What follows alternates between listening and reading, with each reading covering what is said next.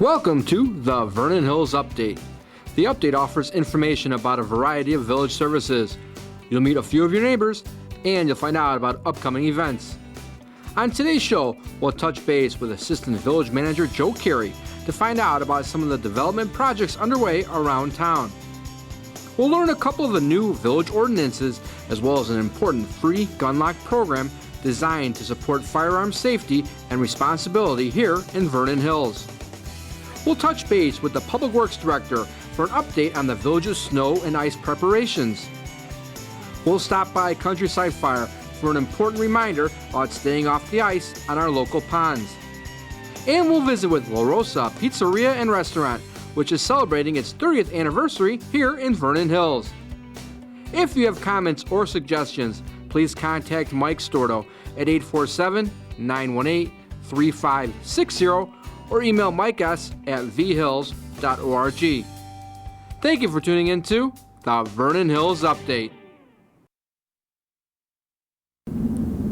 Well, we are over at the Village of Vernon Hills Village Hall, and we are with Joe Carey, who is our Director of Community Development, as well as our Assistant Village Manager. So he's the guy we can talk to about all the things going on in town as far as development. So thanks for taking a moment to join us, Joe. And you're coming up on almost 1 year here at the Village, and you've got that perspective, and we've heard from John Kilmar prior to you, and it would appear that we are in a pretty healthy economic shape. Is that how you're reading everything as well?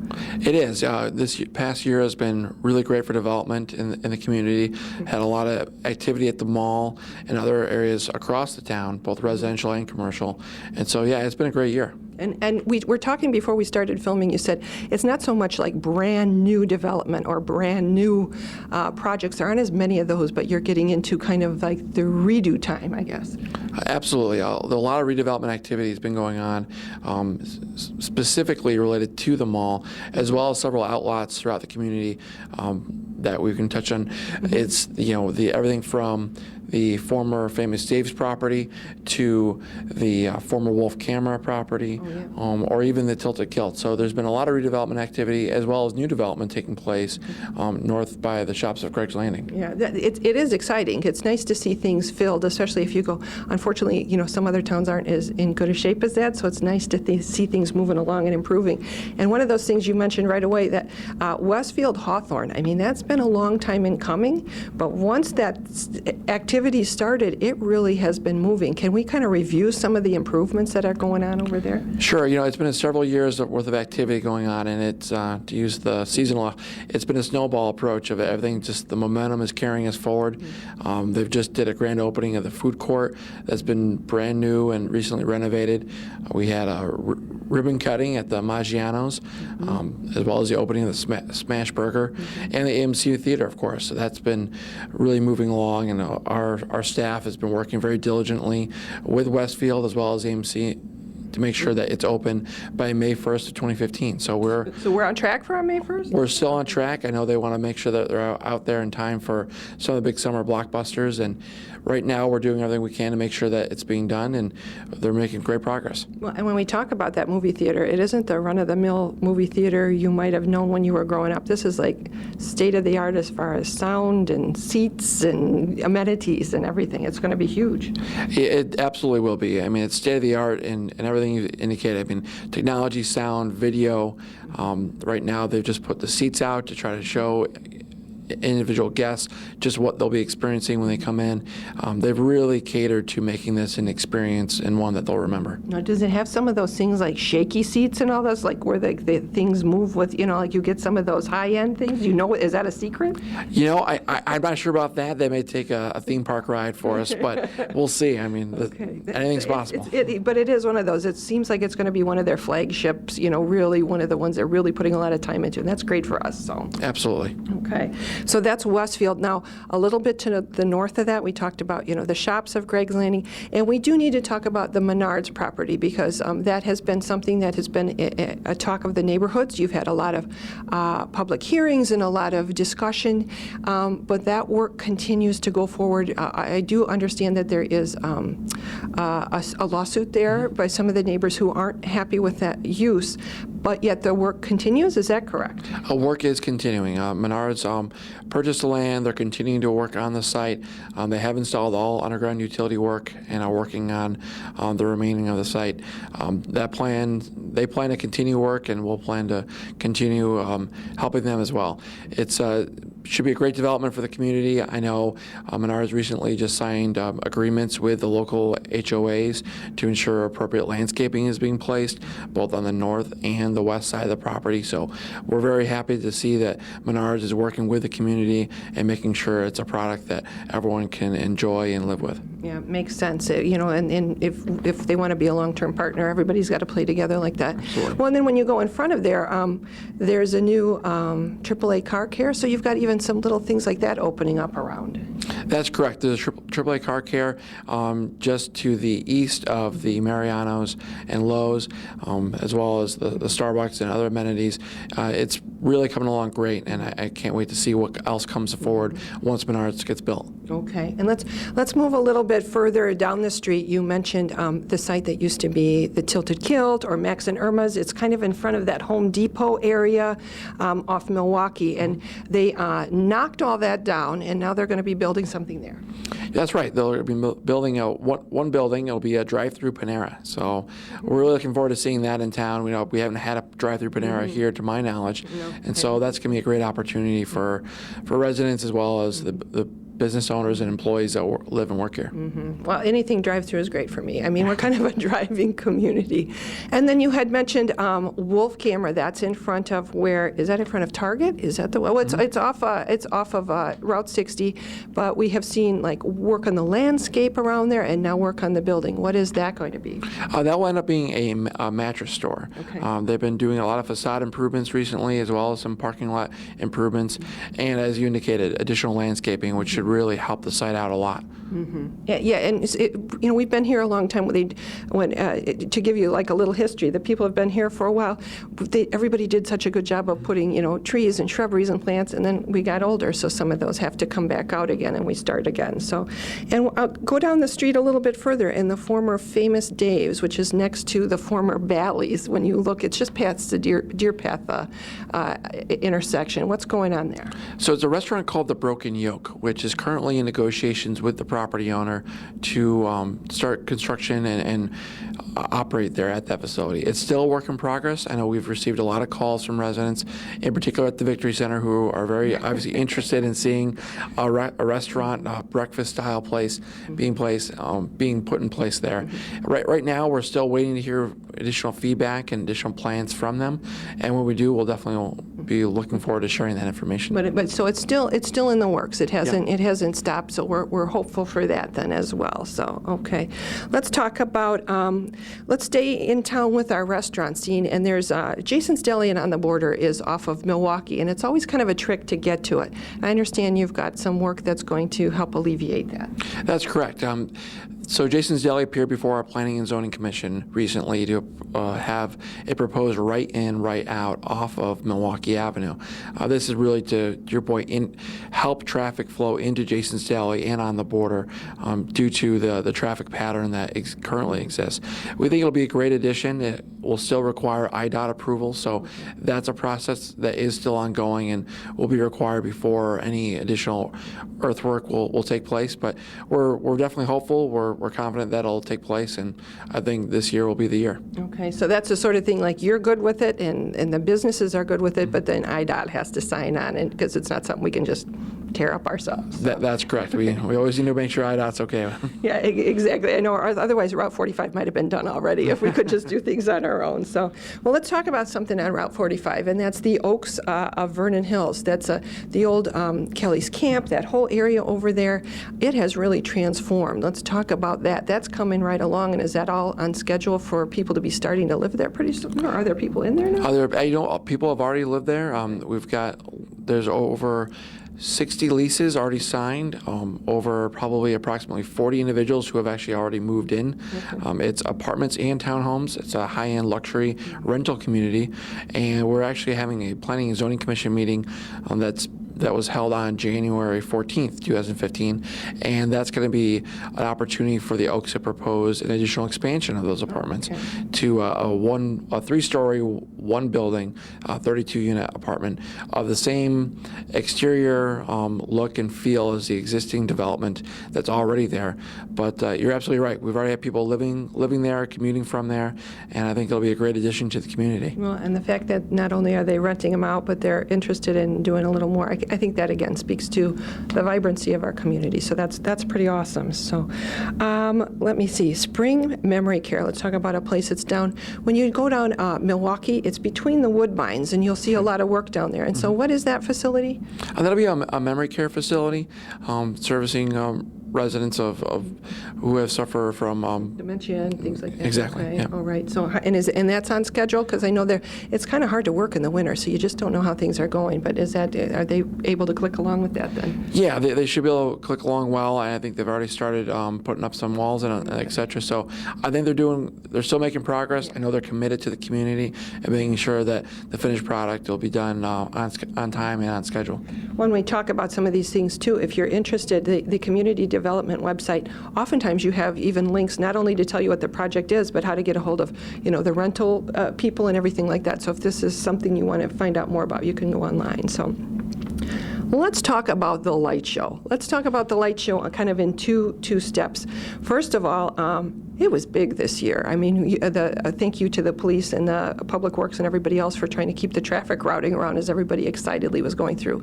Did you have more cars? I mean, what was the number coming through there? Yeah, this was a banner year, no question about it. We had over almost 25,000 cars come through, and that was even with having to turn away some vehicles just because of the hours of the operation not accommodating. But there were lines out to Route 60, and it was a tremendous year. And hats off to the Public Works and police departments, because they did just yeoman's work out there, making sure that the lights really were out there. And I mean, I know kids of all ages enjoyed it, and adults who used to be kids who came here all really people enjoyed were it. coming back from all around, because we've heard that, we've been saying it for a couple years. It's we might be in the last light show. We might be in the last light show. It's really looking like that now. Can you tell us a little bit about the fact that it is thanks to Loyola that you can have the show anyway, and that they've got some new plans in place? That's correct. Cuneo did donate the land and the mansion to Loyola University, and so a lot of what takes place there is all thanks to Loyola, and they're allowing us to hold the light show.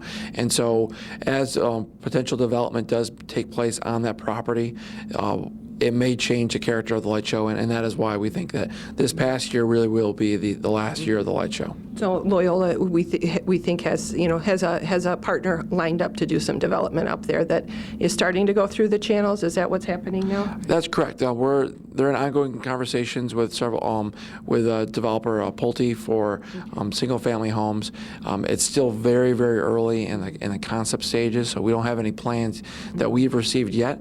We certainly will have that before the board when we do during a concept review stage, but we're probably at least a year out before you start seeing dirt get moved. Okay. So that's why you have to be kind of wishy-washy, I guess, on is it the last light show, isn't it? But it's because it's kind of out of our hands. But it's been a great run, whatever. So it was a great light show, and it brought so many people to town. Hopefully they ate at the restaurants and they shopped in town and all those things you like people to do, because that was part of the reason too. I mean, you're a great holiday guy, but it had a reason for the community as well. Well, you know what? That covers a lot of ground here today. So thank you for taking the time. And remember, people, if you can always go online. You can see more things. You can talk to Joe. Watch Channel 4. You can see a lot of these planning and zoning meetings and all those things going on, or give them a call, because you guys are here to give you more updated information at all points whenever you've got something available. So absolutely, we're always here to answer any questions or bring up any comments or concerns that residents or businesses may have. That's what we're here for. I mean, we're very pro development, but we like our motto is we plan with pride, and that's what we want to do here. Excellent. Well, thank you for taking the time. We appreciate your help. And make sure you go online or keep connected, because these are important things, and plus we'll make sure we all shop and eat and everything else in town. So thanks very much. Oh, you're welcome.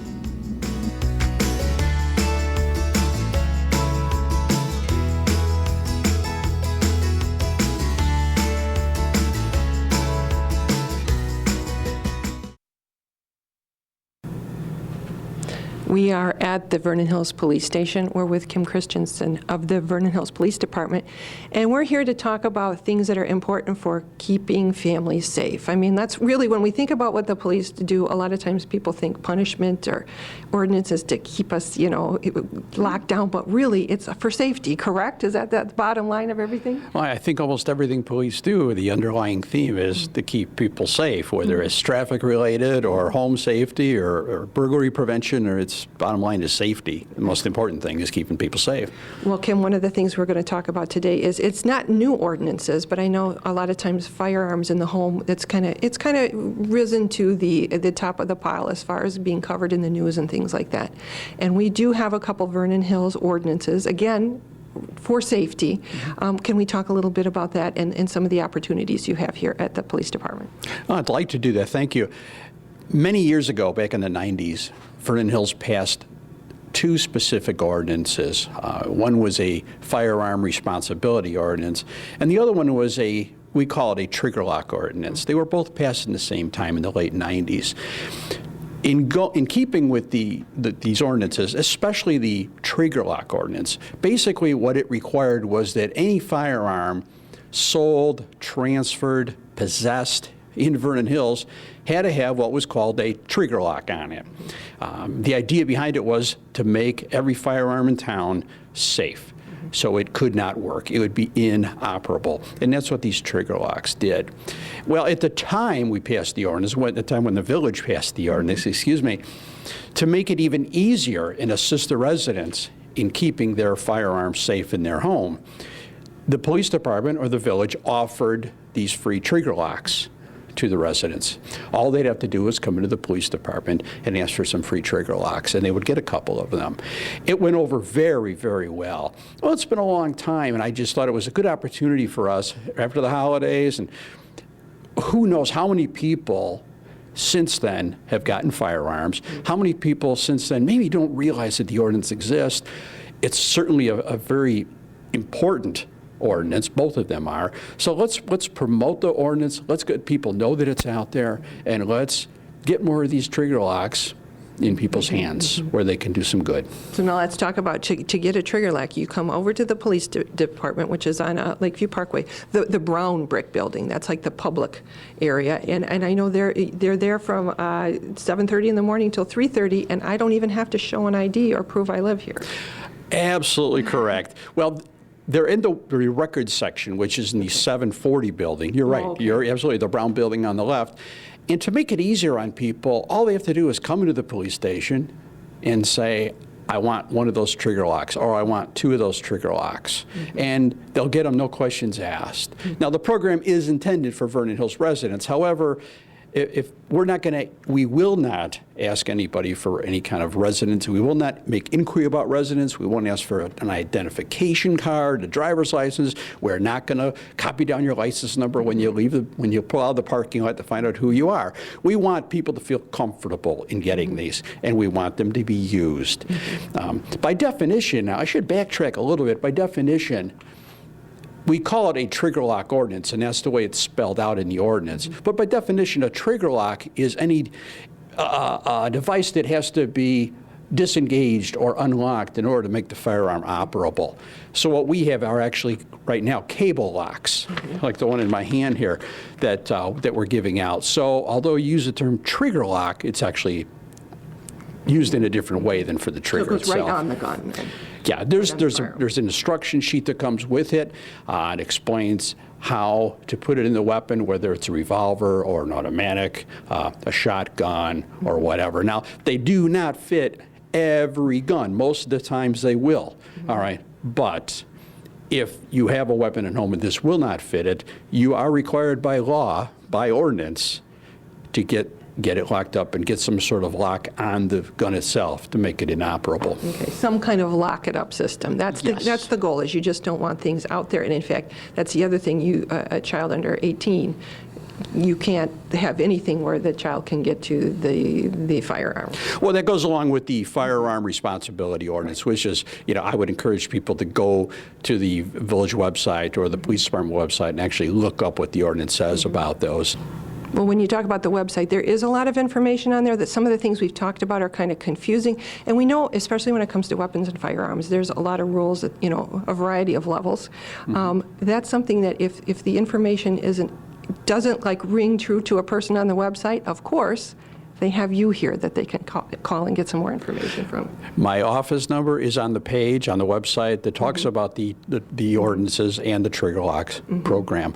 I'm 847-247-4889. Give me a call. We do talk about that the locks are available 7:30 to 3:30 Monday through Friday. Those are the hours when there is someone in the records section. That's the easiest time. It's also on the webpage. If that's not a convenient time for someone to come and get one or two of them, they can just give me a call and we'll work something out. We certainly want to get these in everybody's hands, and we don't want the time frame to be a problem with that. That's awesome, too. And let's talk about the fact these are free trigger locks, but that's a program that has come from one of your partners or a group out there that has made this available to us. Yeah, thanks for bringing that up, Lynn. Actually, they came from a program called Project Child Safe. And Project Child Safe is sponsored by the National Shooting Sports Foundation. And they make them available to law enforcement agencies to give them out to the public. So that's where it actually came from. And not too long ago, I contacted them, and boom, we got a box of them and this nice display and the brochures that go with them that we will also give anybody that comes in and requests one or two of the locks. So as we said, free, convenient, directions in there. And again, if you have questions about anything about firearms, don't hesitate, don't wonder. Just give Kim a call, because you're not there to be punitive and cause some problems. You're there to spell it out so everybody is safe in the home. That's the bottom line.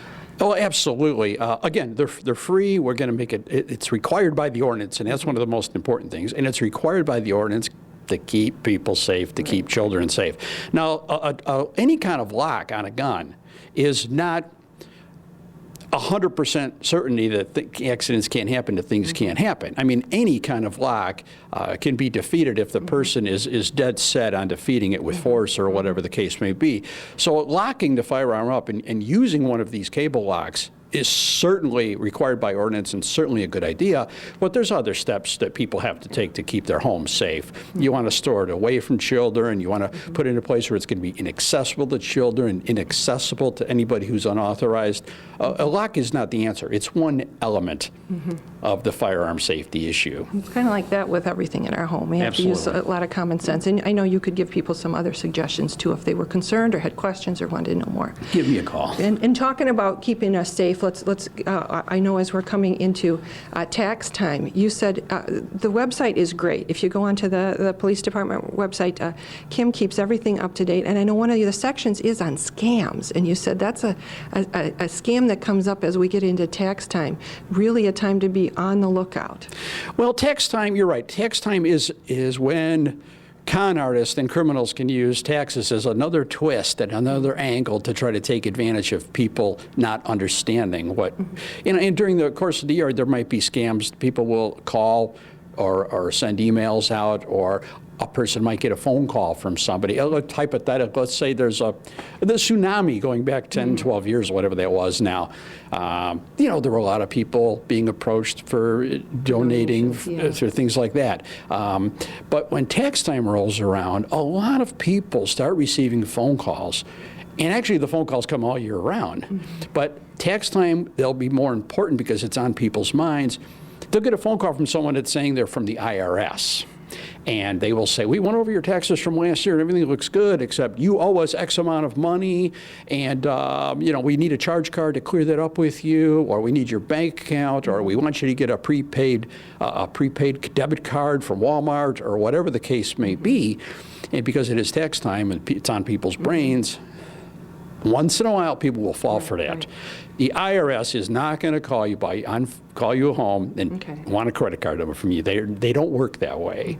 So They do everything, it would come in the mail, and it would look legitimate, and they would have a number you could call, right, to check on it. there would be steps in place so you could be sure that it was really the IRS calling. But So it's these- very rare we actually would ever give anybody credit card numbers if they just call us on the phone. Never give anybody a credit card number or your bank route, your checking account routing number, or any information, your social security number, your birthday. Anybody that calls you at home, do not give them anything. If you originated from a reliable source, that's different. But if somebody starts calling you, no. The IRS thing, because it's tax time again, we're probably going to see. It's scary sounding. You know? Sure, and people fall for it because it's Well, the and government. here's the other thing, too. I've heard that they can, and I've gotten some calls where it looks like a legit caller ID comes up. It's not a legit caller ID, so don't even trust the caller ID. Oh, I'm glad you brought that up. Do not trust the caller ID. No, best thing to do, hang up. You hang up. When somebody starts asking you questions, as soon as you get the inkling that somebody's asking you for money, hang up on them. If it's a charity pitch, you know who your charities are. If you're uncomfortable with it, hang up. Yeah, there's enough charities out there. You know how to get to them, and hang up. Don't try to be nice about it either. I think you can just hang up. That's sometimes hard. You're saying no, I'm not interested. Just hang up. Yeah, we do have on our website. There's a page. It's called Current Scams, and we try to keep it up and throw what might be out there. The information is actually obtained from the website of the Federal Trade Commission. From time to time, I'll go on that website and I'll pull out a couple of them that might be informative and helpful, and I'll put a blurb up there. And the FTC website is also linked directly to this scam page.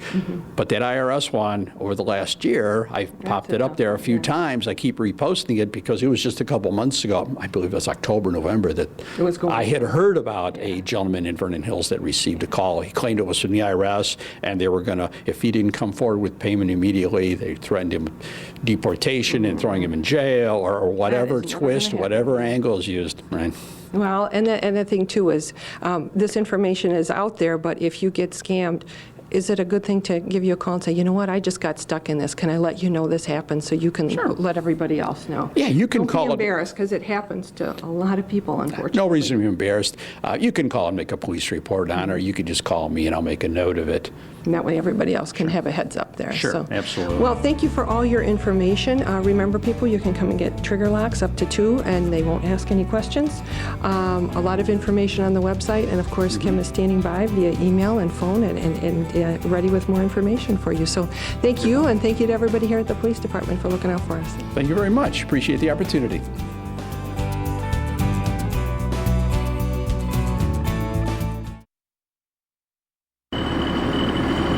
Well, it's a little bit of a sunny day, so we thought we had to come outside.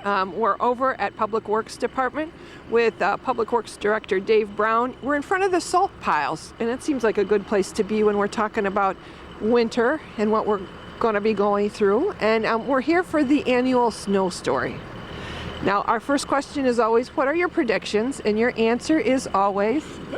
Well, in terms of predictions, people look at snow differently than public works directors. Public works directors really look at, please tell me when the storm is coming. Is it during rush hour? Is it all at once? Will it be ice afterwards? What's coming after? So in terms of predictions, we listen to them, but we look at the world differently. So there's nothing really that can help you. You got to live it and be ready for everything. Yeah, we really just need to be prepared for the worst and implement our plan and make audibles where necessary. I like that. Audibles, that's a good one for our football fans. And I know you always do prepare for the worst, and we hope for the best. And over the last few years, we've had some ups and downs. You've had some, big snow things, big ice times. We sometimes, I think, forget as residents, when you're preparing for ice, you do just as much work almost as when we've got a measurable snowfall. Yeah, ice is one of the most difficult things we deal with in this area. Other areas may have larger snowfalls, but they don't go through the frost-thaw cycles that we do. So when we're plowing during the day, sometimes it will ice over at night. So we need to be prepared and make the appropriate steps and measures. Okay, and we are in front of the salt piles. It looks like you've got all your supplies laid in for the winter, and you've already used them a little bit as we're taping this about mid-January for you to watch in February. You've been using the things, and can you go through some of the steps you guys take to try to keep us moving? Yeah, we're very pleased, and I hope I don't jinx us. We're very pleased that we don't have or haven't had the winter that we did last year. Last year, Public Works directors were scrambling trying to find salt, and the demand was very high, and the supply with the frozen rivers was hard to get it to us. We were able to survive that. So far, so good this year. We do have enough salt. We have more coming.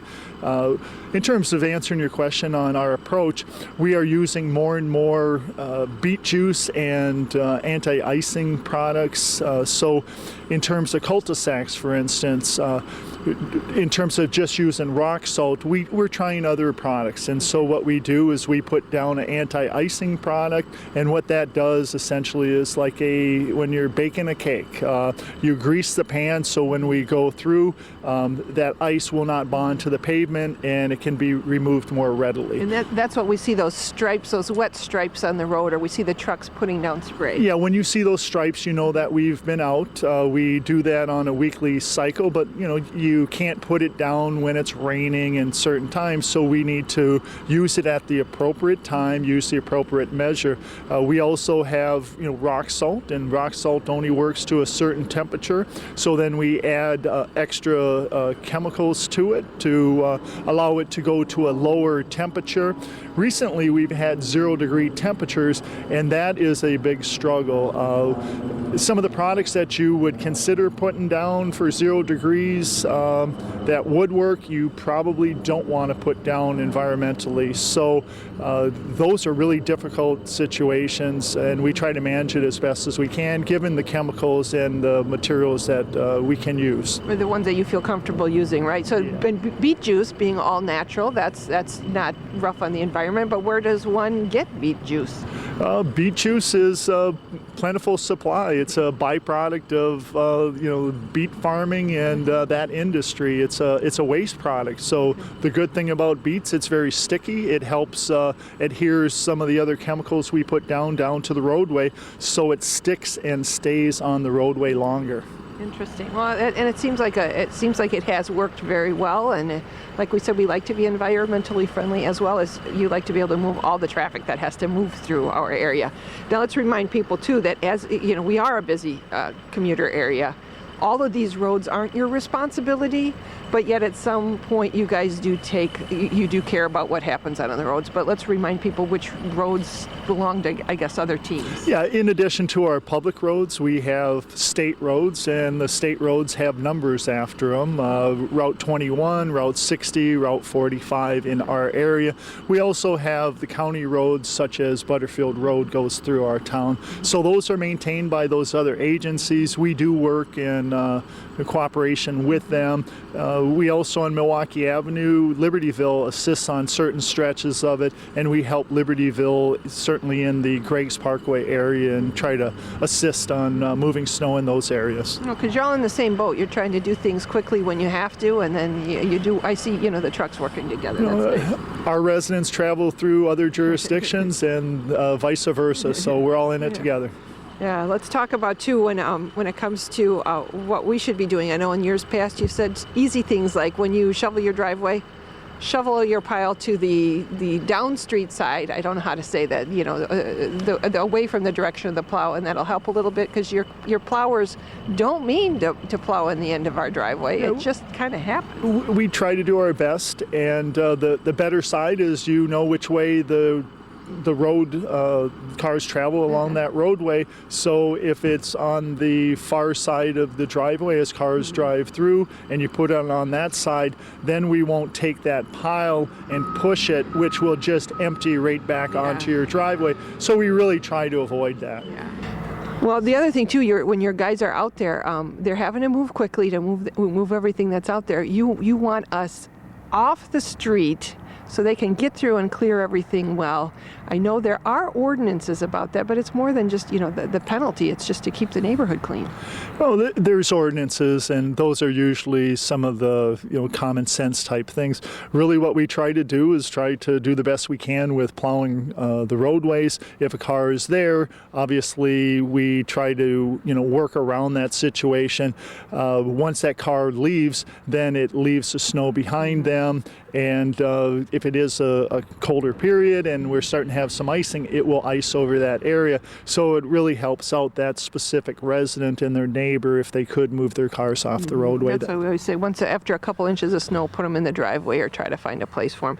And I know you guys, one of the things that you guys are always contending with is mailboxes. And I know sometimes it's not even the plow that hits it or the snow load that hits it. It's not like the plow actually hits them, but from time to time, I know you guys are good drivers, but with that heavy snow that comes at it, maybe a mailbox does go down. What do people do?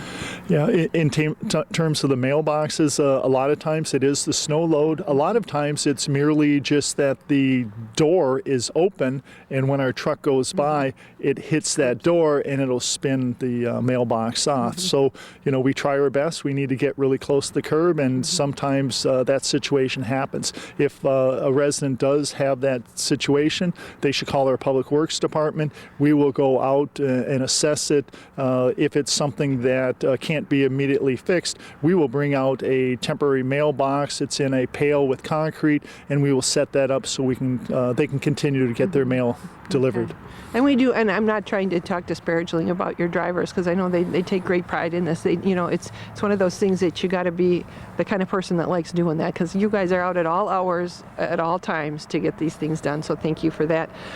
We want to remind kids out there, or parents with children, you'd like people to be careful, especially if we start getting those big snows where those piles that are near the end of the driveway look so great for making a fort, but yet it's kind of a dangerous spot. Yeah, I was out last year and I seen a situation where we had kids playing in the roadway where there was a large snow fort, and just a dangerous situation. We have very big equipment. Sometimes it's hard to see. Our eyes are on plowing, and it just makes sense. Really, snow forts belong in the backyard, maybe at a playground, and really shouldn't be within the public right-of-way. And just we'll use some common sense on that and make sure we keep everybody safe. And you guys, your crew was very busy. Not only are you taking care of the roads and all the other things you have to do, but one of your things was to set up the light show and keep it running and try to keep the cones out and keep the traffic moving. And thank you to your crew for all of that. Appreciate it, and we think it might be the last time they're doing that. But I understand you're trying to figure out what to do with some of those things, and because of that, you have kind of changed up your recycling program, because you've got so many light show pieces to take down. You're going to need to store them. You now don't have really the recycling program we used to have, but we have other options. Yeah, there's interesting development in terms of Swelco and electronics recycling. We've been a part of it for a year. Other communities have been doing it for a longer term. In terms of their previous supplier, hauler, that contract is no longer moving forward. Swelco has made very good arrangements, reacted very quickly, and they were able to come up with some solutions. They are working with a number of different communities. The local one in our area will be Mundelein. Mundelein will be closed during the winter, but they will be opening up in the springtime. We're trying to manage in terms of our site what the future is. Right now with the light show, it needs to go somewhere. It can't go into the various buildings on the Cuneo Loyola site, so we have to place them in between 4 or 5 different storage boxes and trailers, and they need to go somewhere. One of the locations is going to be here, and we are struggling in terms of our own storage needs. We also have to find somewhere off-site that we may have to store 1 or 2 of these. So we're just struggling with room. We're trying to figure out what to do, and we're working with Swelco and continue to have discussions. But there are solutions for people. They can go on the Swelco website, and it does have a variety of communities that are still offering this. And as you know, those electronics can't go to the landfill, so we need some solution to it. So I really appreciate those other communities stepping forward. Well, and it makes sense, when we understand what you guys are dealing with as you reorganize, and, you've got to deal with what you have to deal with, and then we'll figure out where to go from there. It has been a nice service to recycle our electronics here, but like you said, there are other places to do it. If you go online to Swalco, you can find a lot of those, you can find a lot of information about that, including the rules of what you shouldn't be throwing in your garbage. Yes, and I just want to add also, we do help support a couple of local events too. There's the Recycler-Ramas that the Park District holds at the mall.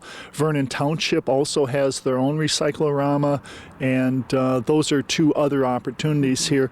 We're talking to Swalco whether or not we have an additional program too. So hold on to your electronics. There are locations that they can be dropped off, and we appreciate that people do recycle them. Excellent, excellent. Thank you for all you do, for all your guys do. I know you guys are ready for winter. And if you have questions or concerns or comments, you can go to the website or give a call to Dave or any of his crews.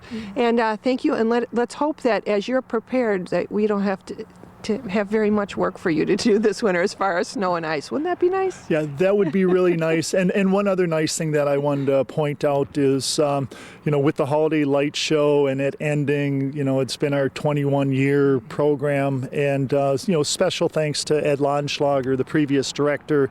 He was the person who, from the Peoria area, took a look at things and not only came up with the idea, but he was also the person that helped implement it. It's always easy to come up with ideas, but actually getting it done and implementing it. So my hat's off to Ed. Well, yes, thank you. Ed was your predecessor, and you guys kept it going. And thank you to all your crew, because it's one of those things that it's a labor of love, and it takes a lot of time to put up, and it takes a lot of time to take down too. It does. I'm thinking about my Christmas lights coming down. They're still up, so maybe I'll have the guys come over and help me. No, just kidding. But anyway, thank you to you all for all you've done. If you want to know more, go online, give a call, send an email, and they'll be happy to help you out. So thanks very much. Thank you. I appreciate it.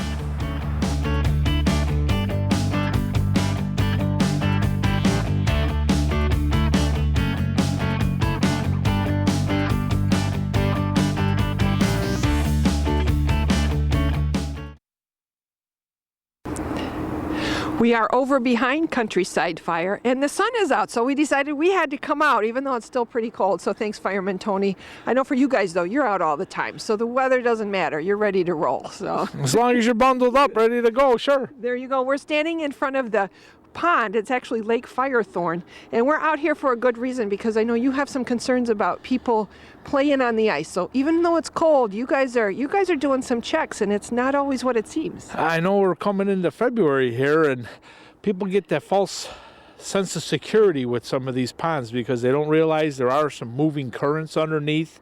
Fluctuations in that alone gives you different depths of the ice. 3 inches, 2 inches, you never know. You can see right over on the one corner that you have a current moving, and that's slushy over there. That means there's moving water, which definitely makes the ice unsafe. Yeah, so you're saying everybody don't even test it. We're saying stay off the ice. These small ponds like this, you need to go ice skating, please go over to the Park District. Yeah, and when you talk about the small ponds, I mean, to us, yeah, they are small ponds. We've got them in our backyard, but like you said, there's some deep pockets in it. There's currents. There's tangled up junk. It's not a good thing for us to be hanging around. And you guys train, though, so if something does go wrong, what do you suggest we do? If somebody doesn't take your advice, ends up going through a hole, what are we supposed to do? Well, you're not supposed to rush towards the hole and help the person that way. We're looking to reach, throw, row, no rowing, but reach, throw, and then calling 911, okay? So we're reaching with something. Maybe we can grab a jumper cable out of the car, an extension cord. We're calling 911 to get the emergency crews coming quickly, okay? It doesn't take long for somebody who goes through the ice to reach hypothermic temperatures. Okay. I don't like the sound of all that. I know you guys when you prepare for this and you do your training, you guys are geared up too. I mean, it's not like somebody like me out there. They're in the wetsuits, the Gumby suits they're called as well. and they're protected from those icy exposures. Well, we hope we don't have to call them. But when you talk about that, let's talk a little bit about how you do train. You guys do train for ice. In fact, when we were talking before we started, you even have dive teams ready to go. Dive teams here in the county, we're part of that, Countryside Fire is. We're going to have people hooked up to ropes. We're going to have anybody near the ice with a personal flotation device on.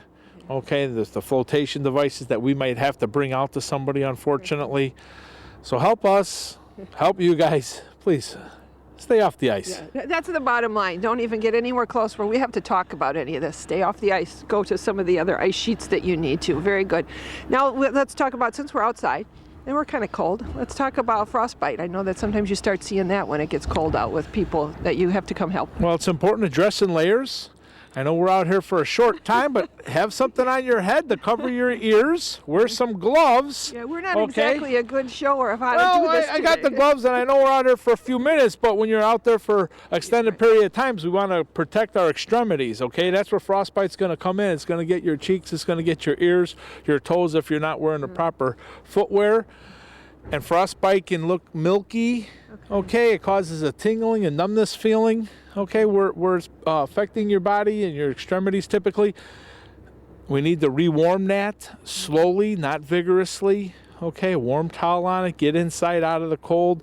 Maybe warm water if it's in your toes and your hands, not hot water. But we want to warm that slowly, okay? Okay. Is there anything else we should be watching for, like in our, especially I'm thinking like children who might be outside, or even pets or something like that? We've just got to watch everybody. We gotta look at our children's hands and faces, okay? If they got wet gear on, you got to get that wet gear off and dry them off and warm them up slowly. Pets, if you're out walking your dog for an extended period of time, be checking their paws. Okay, they start with a different limp.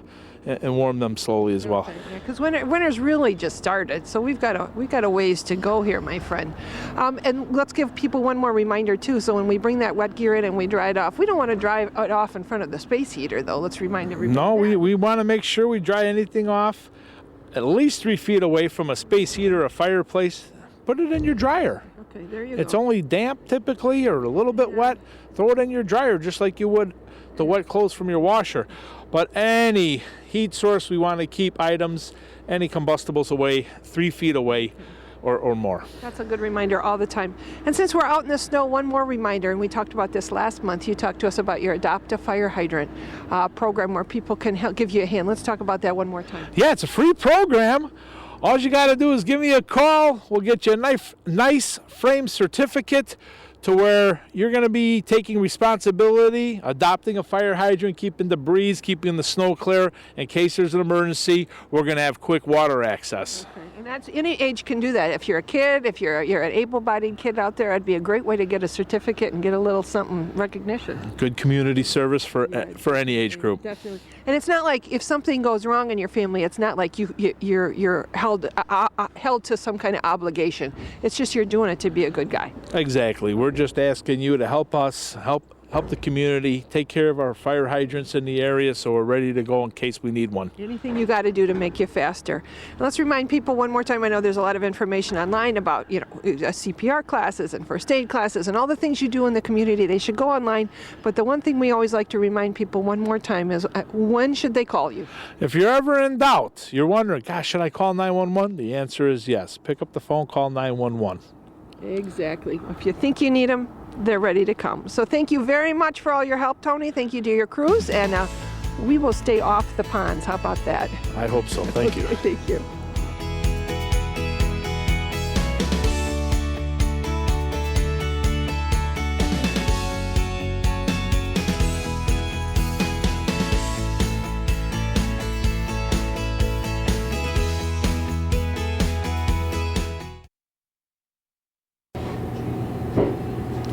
We have come down Milwaukee Avenue. We are on the southwest corner of Milwaukee and Route 45. We are at a standby. This place has been here forever if you're from around here. We're at La Rosa's Pizzeria and Restaurant, and we are with one of the new owners, Ira Fosco. And Ira, Thanks for taking the time to join us. We're kind of right after the lunch rush here. And before we start, let's remind people where you are, because you said right off the bat, some people, when they plug it in GPS, it gets them up into Libertyville, and they need to come down toward Lincolnshire, right? Absolutely. It's 1356 South Milwaukee Avenue. We're south of Route 45 and north of 22 on the west side of the street. It's a little place.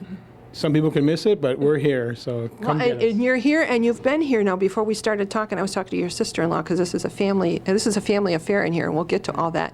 But this restaurant has been here for 30 years, and that's something to say about this area, because this area is moving and changing. But can you talk a little bit about the history of this place? Sure. The original owners, Salvatore and Nick Manzella, they originally had location in Skokie. Opened in 1958. When they moved up north here to Vernon Hills area, they opened up this lovely establishment here. They named it La Rosa Restaurant and Pizzeria. Unfortunately, the two had passed away early, and Nick's wife, Yvette, decided she wanted to close it in August of last year, of 2013, I'm sorry, and Holly and I decided, let's get it going. Let's, keep it open for the people of Vernon Hills, Lincolnshire, the area, Buffalo Grove, because it's such great food, great recipes. This is traditional Italian. Correct, right. It's really great pizzas, nice, we have the best eggplant in town. So we got some really good food here. Well, let's talk about that history. So Holly is your sister-in-law. So now it stayed in the family, but you guys had ties to this restaurant before. This wasn't something you guys were familiar with this whole thing. Correct, right. Holly was a delivery driver when she was in high school, and I was looking for a part-time job, and she said, "Hey, come on over and work for us." So I was driving in the late '97s or so, and helped out Nick and his father, and I enjoyed it. It was a lot of fun. And then, I moved on to other things. Holly stayed here and helped out with the restaurant here, and now, lo and behold, we're the owners. So would you have expected that when you said, "Yeah, I'll come over and drive a few pizzas"? No. I've always wanted to in some way or another, because Nick had wanted to franchise in some way or another. Open up different locations, and it just never happened, unfortunately. So now. Hopefully, Holly and I can make that dream come true for not only Nick, but for us. Yeah. So in some ways, it's like that family lives on in this too. So it really is. It is a place with local roots. It really is. We've got a lot of chains. Nothing wrong with that. But this is a totally different thing when you're coming in here. So, well, let's talk about how long. You said it was in the summer of 2013 when the previous owner or the previous owner's wife said, I think we're going to shut her down, and you came in. So you haven't been here very long. Correct. Right. Yeah. So how's it going so far? It's a lot of work, isn't it? It's a lot more work than I expected. It's a lot more than driving and delivering pizzas. It's got its ups and downs. It's fun. We've changed the menu a little bit. We've got some very quality purveyors. We've upgraded our cheese to the best cheese in the country. We get it from a company called Grande Cheese. They're from Wisconsin, and they're actually a family-owned company as well. Started in the 1940s, and it's just been, ever since we changed about 6 months ago, it's been phenomenal.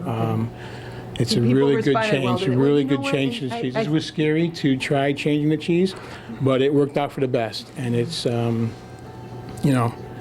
good for us, and it's good for the consumer, because they're getting a quality cheese and a quality fresh ingredients that we get from our other purveyors, Greco and Sons, who's also a big name out there in the restaurant industry.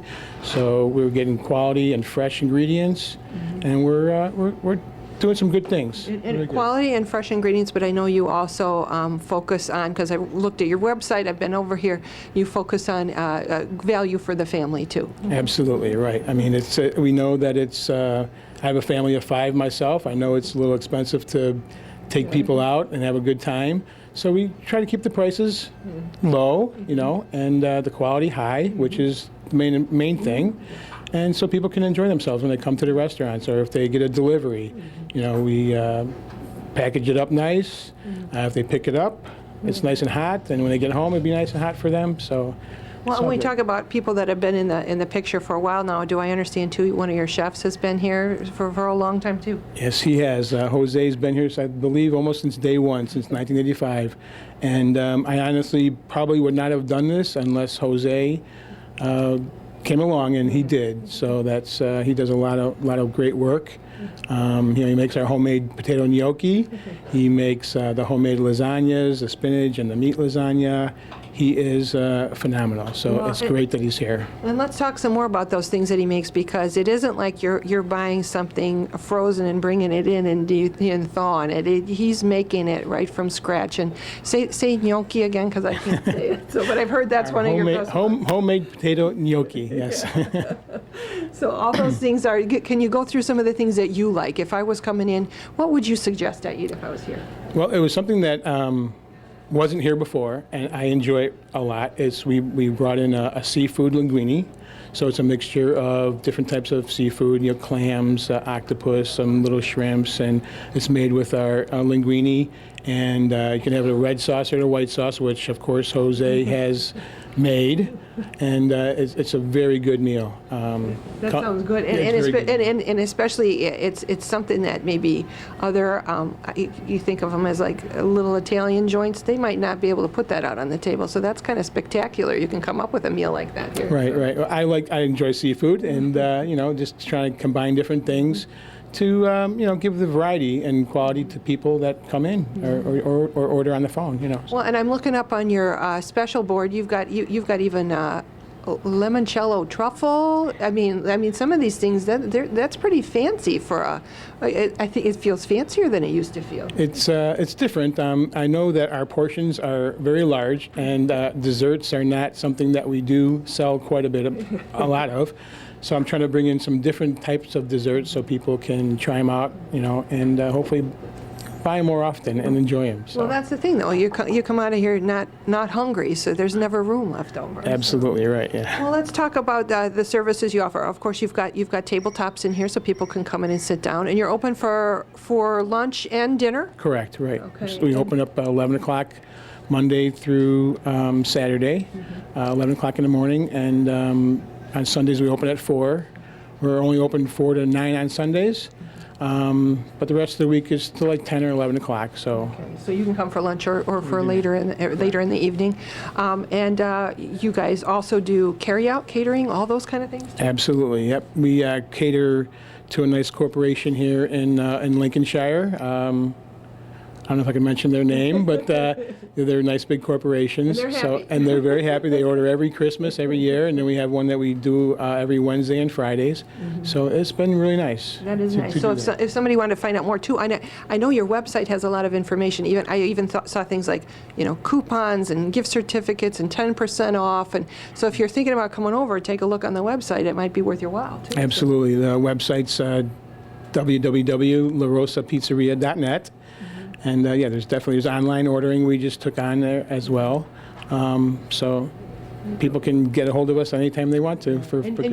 You do a strong carry-out business. I mean, you still do deliveries as well. I mean, you got somebody, or is that you that comes to my door now? I have, yes. When it's busy or snowy outside, I'll make deliveries, and absolutely whatever needs to be done, I'll be there. Okay, excellent. But then, as you said too, a lot of people stop in. They order ahead, stop in, and bring home a nice cooked meal right there. So. Correct. Yeah, absolutely. Awesome. Well, thank you for taking the time. Thank you to you and your crew and to your family, because this is also a family affair. The family tradition continues. And best wishes as you go forward. And remember, people, if you want to find out more, go online, give them a call, stop in. They've been here 30 years. Let's hope for 30 more for you all. So very much. Thank you very much. I appreciate it. It's been a pleasure. Thank you.